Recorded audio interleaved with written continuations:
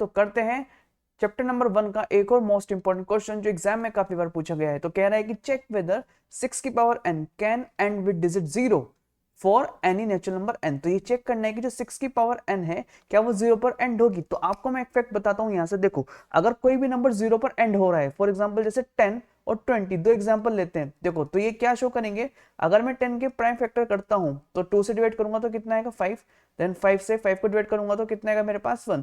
तो यहाँ से मेरे पास फैक्टर आ रहे हैं 2 और 5। ऐसे अगर मैं 20 के फैक्टर करूंगा तो देखो 2 से डिवाइड करूंगा तो कितना आएगा 10, फिर 2 से डिवाइड करूंगा कितना आएगा 5, देन ये 5 से डिवाइड होगा डियर स्टूडेंट्स, ठीक है। तो 5 से डिवाइड होगा तो कितना आएगा मेरे पास, ये आएगा मेरे पास 5। तो यहाँ से देखो एक चीज कॉमन आ रही है क्या, कि यहाँ पर भी 2 और 5 फैक्टर आ रहे हैं और यहाँ पर भी 2 और 5 फैक्टर आ रहे हैं। तो इसका मतलब ये है कोई भी नंबर 0 से डिविजिबल होगा तो उसके दो फैक्टर होंगे 2 एंड 5। तो हम यहाँ से ये बात बोल सकते हैं कि इफ एनी नंबर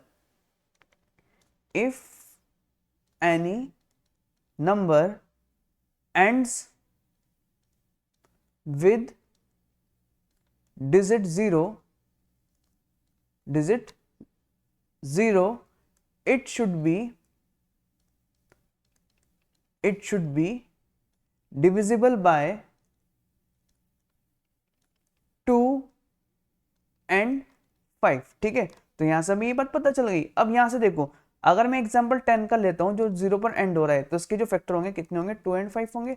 इसी तरीके से हमें क्या गिवन है यहाँ 6 की पावर n, तो 6 को मैं लिख सकता हूं यहाँ से 2 इंटू 3, और अगर यहाँ पावर n लगा दिया तो कितना हो जाएगा ये 2 इंटू 3 की पावर n। तो यहाँ से हम क्लियरली देख सकते हैं डियर स्टूडेंट्स, जो 6 का फैक्टर है वो हमारे पास 2 तो आ रहा है, लेकिन हमारे पास यहाँ क्या आ रहा है 3, और लेकिन हमें क्या चाहिए था यहाँ पर, हमें यहाँ पर 5 चाहिए था, ठीक है। तो 5 हमारे पास नहीं आ रहा है यहाँ पे, ठीक है। तो हम यहां से कह सकते हैं कि 5 is not a factor of 6 as the power n। तो इस वजह से देखो 5 फैक्टर नहीं आ रहा है, तो हम यहां से बोलेंगे क्या कि 6 as the power n can not ends with digit 0, ठीक है। तो आई होप आपको क्लियर हुआ होगा। Thank you so much.